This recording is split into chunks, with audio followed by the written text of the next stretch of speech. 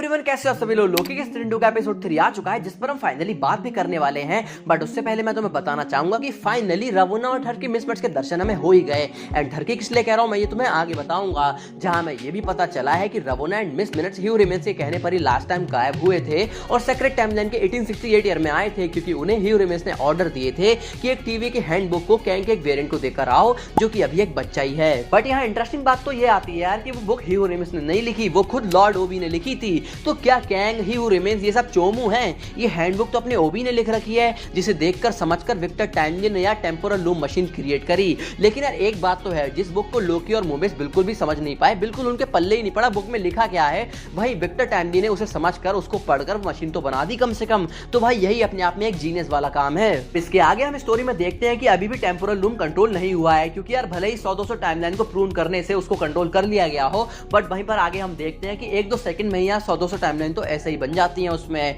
तो उस पर अभी भी भार बना हुआ है, जिसको कंट्रोल करने के लिए ओबी को ह्यू रिमेंस के टेम्पोरल ऑरा या फिर यार मिसमैच की जरूरत तो पड़ने ही वाली है। अब इस बला को टालने के लिए लोकी और मोबिस रवोना को ट्रैक करके पहुंच जाते हैं 1893 में। बट यहाँ ध्यान दो कि तो यार ये एक सेक्रेट टाइमलाइन नहीं है, ये ब्रांच टाइमलाइन है, जिससे ये फैक्ट क्लियर हो जाता है जब रवोना सेक्रेट टाइमलाइन के 1868 ईयर में जाकर उस खिड़की में वो बुक डालती है। And at the very moment जैसे ही उस बच्चे को उसकी आवाज आती होगी, वैसे ही वहां पर ब्रांच टाइमलाइन क्रिएट हो जाती है और सेक्रेट टाइमलाइन से सेपरेट हो जाती है। लोकी एंड मोबियस के फाइनली यहाँ आने के बाद हमें विक्टर टाइमली की एक प्रेजेंटेशन देखने को मिलती है, जहां वो टेम्पोरल लूम का एक अर्ली सैंपल लोगों के सामने इंट्रोड्यूस कर रहा है। एंड वहीं पर धीरे धीरे हमें ये बात भी क्लियर होने लगती है कि कैंग का ये वेरिएंट उतना पावरफुल भी नहीं है, जिसके पास जीनस लेवल इंटेलेक्ट तो है, बट वो उसे यूज करता है लोगों को बेवकूफ बनाने में। अब इसके आगे अपने लोकी एंड मोबियस उससे बात करने वाले होते हैं कि उसे यार टीवी में ले जाएं, बट तभी यार वहां पर सिल्वी आ जाती है और विक्टर टाइमली को निपटाने की कोशिश करती है, जहां लोकी उसको रोकता है और समझाता है कि ये बंदा यार टीवी के लिए बहुत ज्यादा इंपॉर्टेंट है, एंड अगर ये खत्म हो गया तो पूरा टीवी बर्बाद हो जाएगा और सारी टाइमलाइंस बिखर जाएंगी।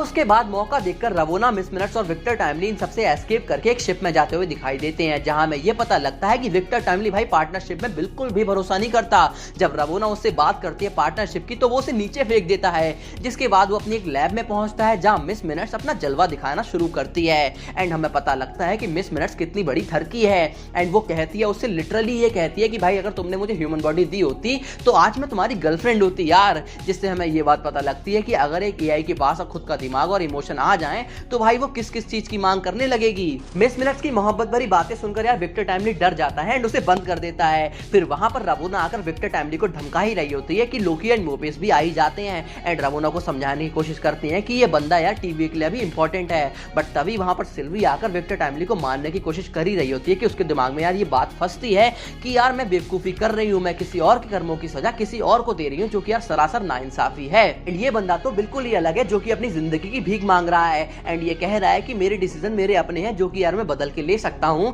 एंड मेरी डेस्टिनी वैसी बिल्कुल भी नहीं होगी जैसी यार उसकी थी, जिसकी वजह से वो विक्टर टाइमली को छोड़ देती है एंड लोकी और मोबिस को सौंप देती है। जिसके बाद सिल्वी रवोना को ह्यू रिमेंस के उस कैस्टल में फेंक देती है जहां पर सिल्वी ने उसको मारा था, एंड ह्यू रिमेंस को हम साफ डिकम्पोज होता हुआ देख सकते हैं, जिसको देखकर यार मुझे थोड़ा सा बुरा सा लगा था। आगे यहाँ पर मिस मिनट्स रवोना के राजों के बारे में बात करती है एंड उससे बोलती है कि मुझे तुम्हारे बारे में वो सब चीजें पता है जो तुम्हें भी नहीं पता है, एंड शायद वो चीजें तुम्हें सुनकर गुस्सा आ जाए। बट यहाँ हमें ये बात समझ में आती है कि मिस मिनट्स को ह्यू रिमेंस ने मल्टीवर्सल वॉर से भी पहले बनाया था, जिसकी वजह से मिस मिनट्स को ये सारी चीजें पता है। बट उसके साथ ही हमें ये भी पता लगता है कि रवोना भी थी मल्टीवर्सल वॉर में उसके साथ, बट जब उसने यार टीवी क्रिएट करा तब उसने रवोना की सारी मेमोरी वाइप आउट करके उसको वहीं पर भेज दिया, because he don't believe in this shit of partnership. यहाँ पर ये एपिसोड तो खत्म हो जाता है, बट बहुत सारे क्वेश्चंस हमारे दिमाग में छोड़कर जाता है और अपनी आंखें भी खोलकर जाता है कि जिसे तुम विलन समझ रहे थे ना इस सीरीज का, वो विलन नहीं है भाई, वो तो एक चोमू सा वेरिएंट है कैंग का। बट उसके बाद फ्यूचर का अपन लोगों को बिल्कुल भी नहीं पता यार ये कितना खतरनाक बन सकता है आगे जाकर। बट यहाँ पर सबसे बड़ा सवाल यही आता है कि जब टेम्पोरल लूम वगैरह सब यार ओबी की क्रिएशन है,